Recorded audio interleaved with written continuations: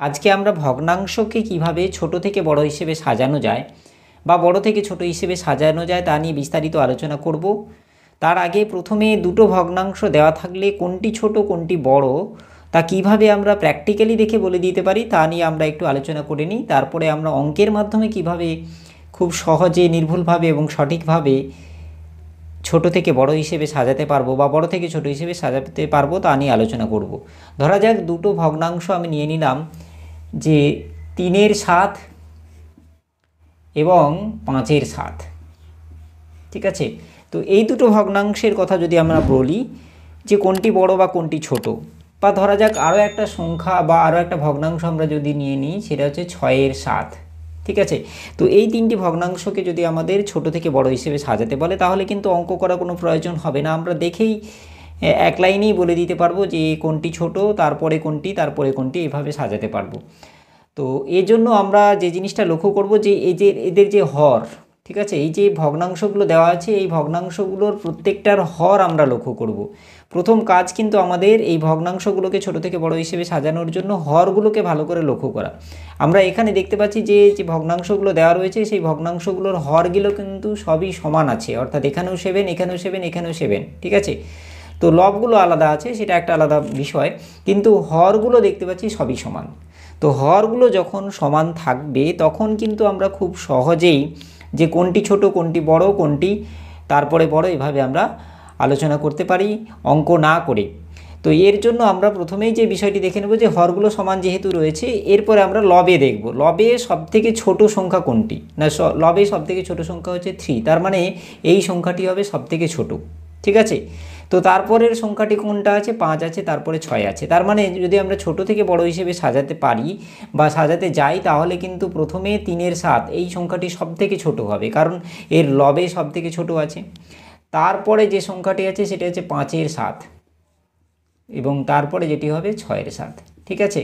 তো হর এই জিনিসটা হচ্ছে বা এই অঙ্কগুলো করার জন্য আমাদের অঙ্ক করার কোনো প্রয়োজন হচ্ছে না, কারণ আমরা খুব সহজেই বলে দিতে পারছি যেহেতু হরগুলো সমান। কিন্তু হরগুলো যদি না সমান হয় তখন কিন্তু আমাদের ম্যাথমেটিক্যালি অঙ্কের মাধ্যমে সেগুলোকে হর সমান করে নিতে হবে, এটা হচ্ছে মূল বিষয়, ঠিক আছে। এখানে হর সমান ছিল বলে খুব সহজে আমরা ছোট থেকে বড় হিসেবে সাজালাম।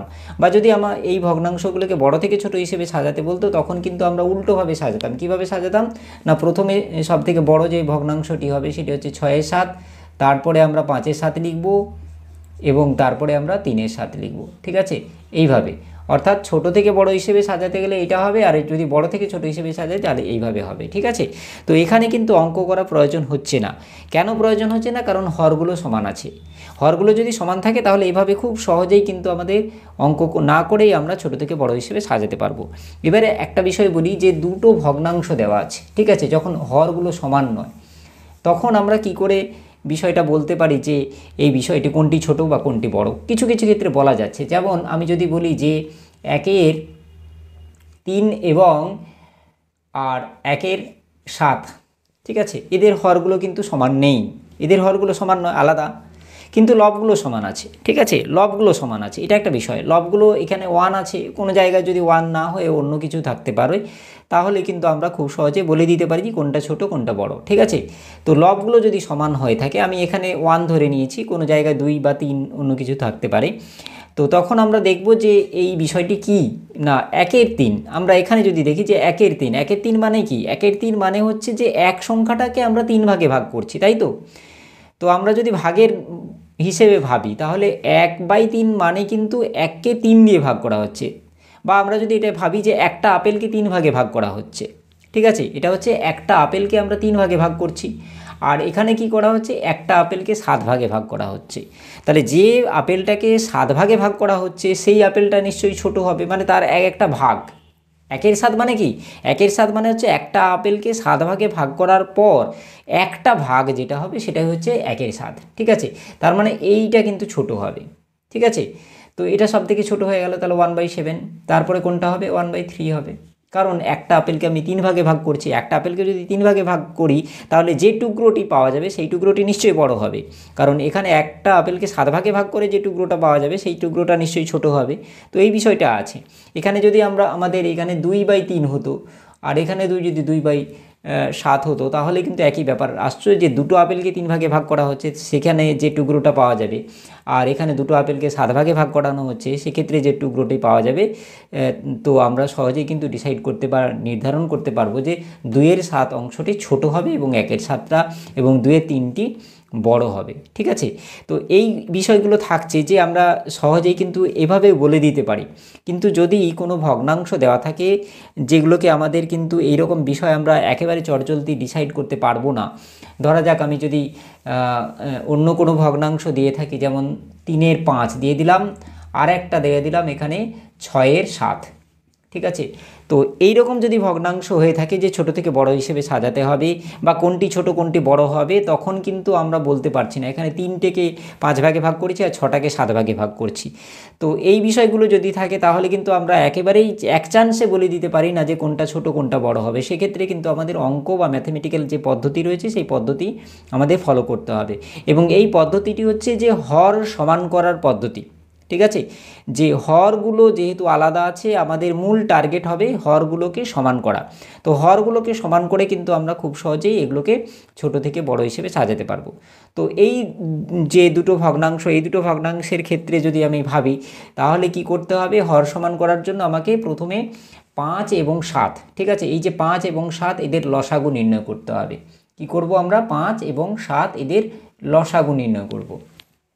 ঠিক আছে, তো আমি দেখতেই পাচ্ছি যে 5 আর 7 এদের লসাগু নির্ণয় করার জন্য আমরা কোনো সংখ্যাই পাবো না যেগুলো ভাগ করবে। তাহলে লসাগুটা কি হবে না, 5 এবং 7-এর গুণফল, 5 ও 7-এর গুণফল কিন্তু 35 বা 35 হয়। ঠিক আছে, তাহলে 35 কিন্তু আমি লসাগু পেয়ে গেলাম। এরপরে আমি কি কাজ করব না, 3-এর যে 5 আমি পেয়েছি সেই 3-এর 5টাকে লিখব এবং সমান চিহ্ন দেবো, আর 6-এর 7 যে সংখ্যাটি আছে সেটাকেও লিখবো, সমান চিহ্ন দেবো। ঠিক আছে, এভাবে লিখে সমান চিহ্ন দিয়ে দেবো। দিয়ে দেওয়ার পর তারপরে একটা বড় লাইন টানবো, উপরে 3 এবং নিচে 5 এবং গুণ চিহ্ন দেবো। এখানেও 6, 7, বড় লাইন টেনে উপরে গুণ চিহ্ন নিচে গুণ চিহ্ন। কী করলাম, জাস্ট দুটো ভগ্নাংশকে নিচে নিচে লিখলাম। এখানে 3-এর 5 আর এখানে 6-এর 7, 6-এর 7 লিখেছি। তারপরে কি করেছি যে 3-এর 5-ই লিখেছি আর এখানে 6-এর 7 লিখেছি এবং উপরে নিচে গুণ চিহ্ন দিয়ে এখানে কিছু লেখার জন্য রেখে দিয়েছি। ঠিক আছে, এখানে 3 ছিল 3 লিখেছি, 5 ছিল 5 লিখেছি, শুধুমাত্র গুণ চিহ্ন দিয়েছি আর কিছুই দিইনি, এবং এখানে স্পেস রেখে দিয়েছি, এখানে স্পেস, এখানে স্পেস, এখানে 6, 7, 6 ছিল 6, 7 ছিল 7 লিখেছি, গুণ চিহ্ন দিয়েছি, এখানে স্পেস লিখেছি। ঠিক আছে, তো এই স্পেসে কি হবে বা এই যে জায়গাটা ব্ল্যাঙ্ক রেখেছি বা খালি রেখেছি, এখানে আমরা কোন সংখ্যা বসাবো না তা দেখার জন্য আমাকে যে কাজটি করতে হবে যে এখানে এই যে হরে কোন সংখ্যাটি আছে, এর হরে এই যে ভগ্নাংশ, প্রথম ভগ্নাংশের হরে কত আছে, 5 আছে, তাহলে এখানে আমরা 5-এ ঢেকে দেবো। ঠিক আছে, 5-এ যদি ঢেকে দিই তাহলে কোন সংখ্যাটি পাচ্ছি, 7 পাচ্ছি। তাহলে আমরা কি বসাবো, এখানে এই যে খালি জায়গাটাতে আমরা 7 বসাবো। ঠিক আছে, একেবারে, এবং শুধুমাত্র নিচে নয় ওপরেও বসাবো, যে সংখ্যাটা আমরা নিচে বসাবো সেই সংখ্যাটা ওপরেও বসাবো। ঠিক আছে, হয়ে গেল। তারপর আমরা সমান চিহ্ন দেবো। এরপরে নিচের ভগ্নাংশটাতে চলে আসবো, অর্থাৎ পরবর্তী যে ভগ্নাংশ দেওয়া রয়েছে সেখানে চলে আসবো। তো সেখানে এসে দেখছি যে নিচে বা হরে কত আছে, 7 আছে।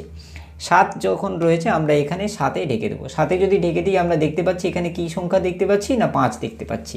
তাহলে 5 সংখ্যাটি কিন্তু নিচে এবং ওপরে গুণের পরে বসিয়ে দেবো। ঠিক আছে, বসানোর পর সমান চিহ্ন দেবো। এবারে গুণ করব, 7 3 21 আর নিচে হয়ে গেল 35। এখানে কি আসছে, 6 5 30 আর নিচে হয়ে গেল 35।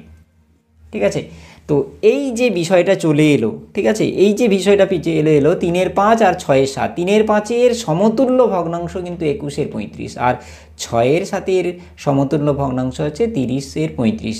এই যে সমতুল্য ভগ্নাংশে নিয়ে গেলাম, এটাই কিন্তু আমাদের একটা বিরাট বড় স্টেপ হয়ে গেল, এবং এটা খুব ইম্পর্টেন্ট একটা স্টেপ। কেন ইম্পর্টেন্ট স্টেপ, কারণ এই জায়গাটাতে আমরা দেখতে পাচ্ছি যে দুজনের ক্ষেত্রে হর কিন্তু সমান। ঠিক আছে, দুজনের ক্ষেত্রে হর সমান। আমাদের মূল টার্গেট কি বলেছিলাম, যে হর সমান করা, আমরা কিন্তু হর সমান করে দিলাম। যেই হর সমান হয়ে গেল তখনই কিন্তু আমরা দুটো ভগ্নাংশ কোনটা ছোট কোনটা বড় আমরা খুব সহজে নির্ধারণ করতে পারছি। কিভাবে নির্ধারণ করতে পারছি, যেহেতু হর সমান হয়ে গেছে তাহলে এবারে লবে দেখব। লবে এখানে কত রয়েছে, 21, এখানে 30, তাহলে কোনটা ছোট, 21 অর্থাৎ 21টা ছোট। তার মানে এই 21-এর 35 ভগ্নাংশটি হচ্ছে ছোট ভগ্নাংশ, বা 3-এর 5 যে ভগ্নাংশটি দেওয়া ছিল সেটি হচ্ছে ছোট। আর 30-এর 35 যে ভগ্নাংশটি সেটি বড় ভগ্নাংশ, অর্থাৎ 6-এর 7 যে ভগ্নাংশটি সেটি হচ্ছে বড়। অর্থাৎ আমরা যদি ছোট থেকে বড় হিসেবে সাজাই তাহলে প্রথমে 3-এর 5 লিখব, তারপরে 6-এর 7 হবে।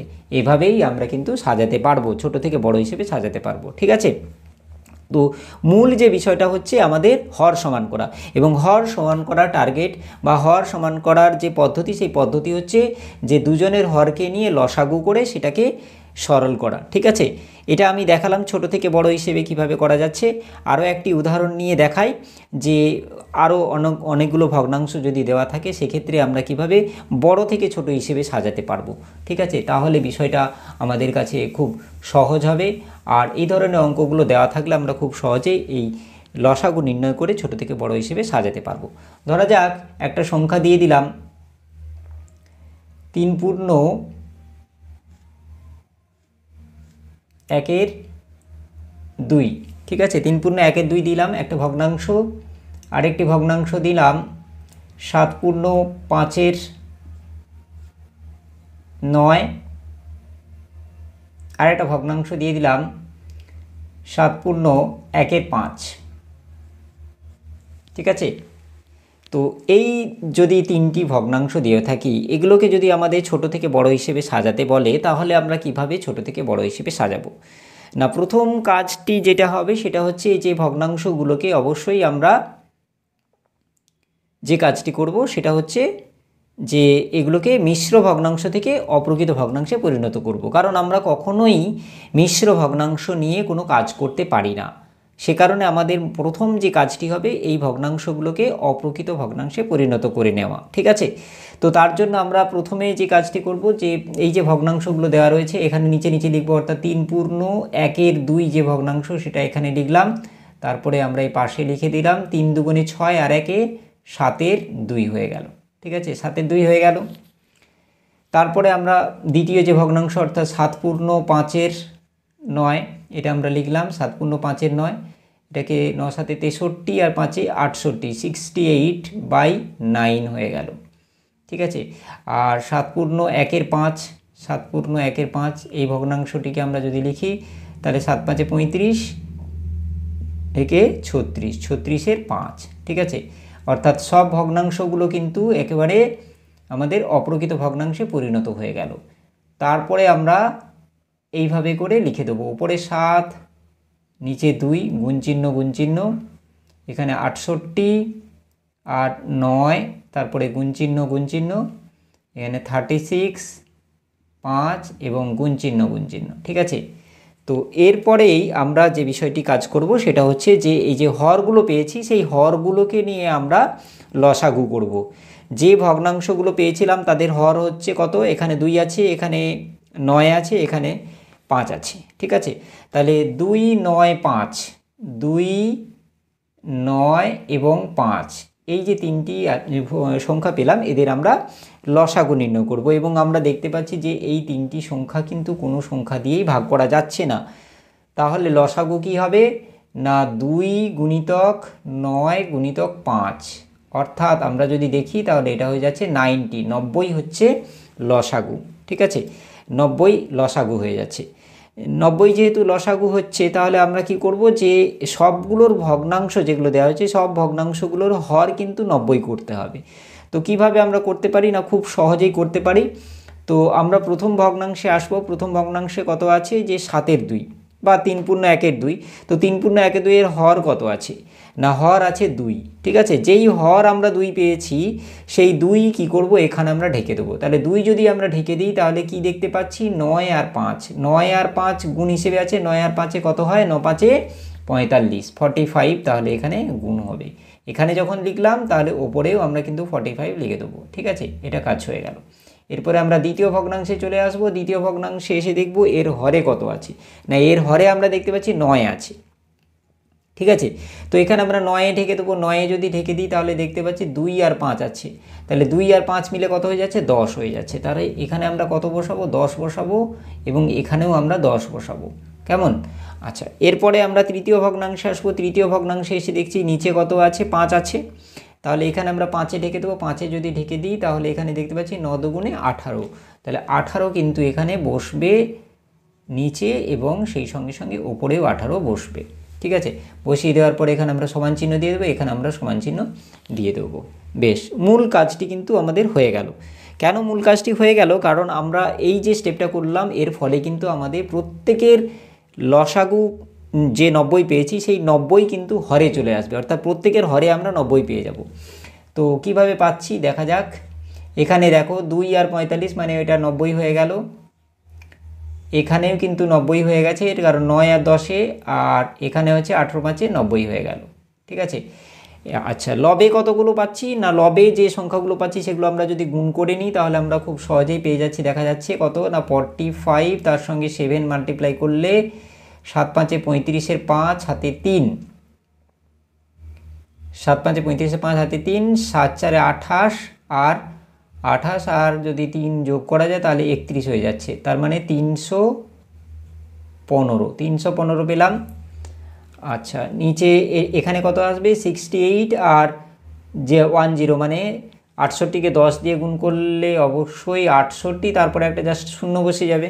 ঠিক আছে, আর এখানে 36 আর 18 আছে, তাহলে 36-কে আমরা 18 দিয়ে যদি গুণ করি তাহলে কি বিষয়টা আসছে 8 6-এ 48-এর 8 হাতে 4, 8 3-এ 24, 24 আর 4-এ 28 হয়ে গেল, আর 6-এ 1-এ 6 বসবে, আর 1 3-এ 3 বসবে। এবারে যোগ করে দেবো 8 814 4 হাতে 1, 814 4 হাতে 1, এখানে হয়ে গেল 2 আর 3-এ 5, 5 1-এ 6, সরি 5 1-এ 6 হয়ে গেল।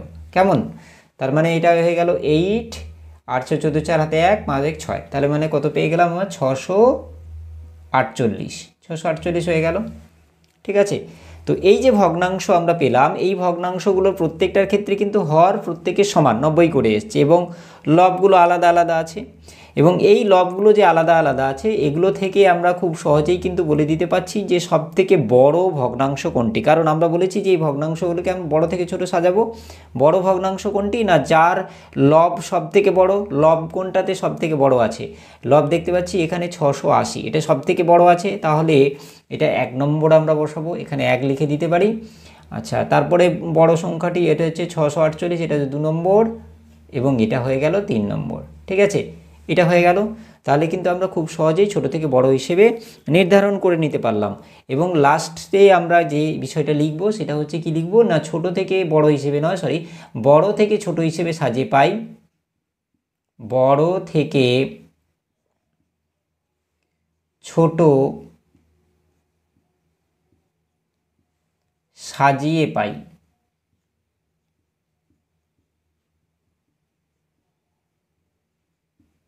বড় থেকে ছোট হিসেবে যদি সাজাই তাহলে সব থেকে বড় কোন ভগ্নাংশটা পেয়েছি? 1 নম্বরে, যেটা 1 নম্বর মানে অ্যাকচুয়ালি এটা কিন্তু 680/90 নয়, যে ভগ্নাংশটি দেওয়া ছিল সেটাই। সেটা কত না 7/5/9, এটাই হচ্ছে সব থেকে বড় ভগ্নাংশ। তারপরে যে ভগ্নাংশটি আছে সেটি হচ্ছে কোনটা? 2 নম্বর। 2 নম্বর মানে 7/1/5। তারপরে কোনটা হবে? 3/1/2। এটা সব থেকে বড় থেকে ছোট হিসেবে সাজানো হয়ে গেল। যদি আমরা এটাকে ছোট থেকে বড় হিসেবে সাজাতে চাইতাম তাহলে কিন্তু খুব সহজেই আমরা লিখতে পারতাম, শুধুমাত্র এই যে অর্ডারটা চেঞ্জ হয়ে যেত। অর্থাৎ প্রথমে আমরা 3/1/2 এবং কীরকম লিখতাম সেটা 3/1/2 লিখতাম, তারপরে আমরা লিখতাম এটা 7/1/5 লিখতাম, তারপরে আমরা লিখতাম 7/5/9, এবং এটা হয়ে গেল ছোট থেকে বড় হিসেবে সাজানো। কিন্তু আমরা যেহেতু চেয়েছি বড় থেকে ছোট হিসেবে সাজানো, সেই জন্য আমরা বড় থেকে ছোট হিসেবে সাজানোর ওরিয়েন্টেশনটা বা অর্ডারটা এখানে আমরা লিখলাম। ঠিক আছে, এভাবেই কিন্তু যে কোনো ভগ্নাংশ দেওয়া থাকলে, যতগুলোই ভগ্নাংশ দেওয়া থাকুক না কিন্তু আমরা সহজেই এই লসাগু করে অর্থাৎ হর সমান করে সেই ভগ্নাংশগুলোকে বড় থেকে ছোট বা ছোট থেকে বড় হিসেবে সাজাতে পারবো। এবং এভাবেই যদি আমরা করি তাহলে কিন্তু কোনো ভগ্নাংশের ক্ষেত্রে হর থেকে ছোট থেকে বড় হিসেবে সাজানো বা বড় থেকে ছোট হিসেবে সাজাতে গিয়ে আমাদের ভুল হবে না। খুব সহজেই এই অঙ্কগুলোকে পরীক্ষার হলে করতে পারবো। তো তোমাদের এই ভিডিওটি কেমন লাগলো অবশ্যই তোমরা কমেন্ট করে জানাবে। যদি ভালো লাগে তাহলে অবশ্যই লাইক করবে, শেয়ার করবে, এবং সেই সঙ্গে সঙ্গে অবশ্যই চ্যানেলকে সাবস্ক্রাইব করবে এই রিলেটেড আরও ইন্টারেস্টিং ভিডিও পাওয়ার জন্য। তোমরা ভালো থেকো, সুস্থ থেকো, ধন্যবাদ।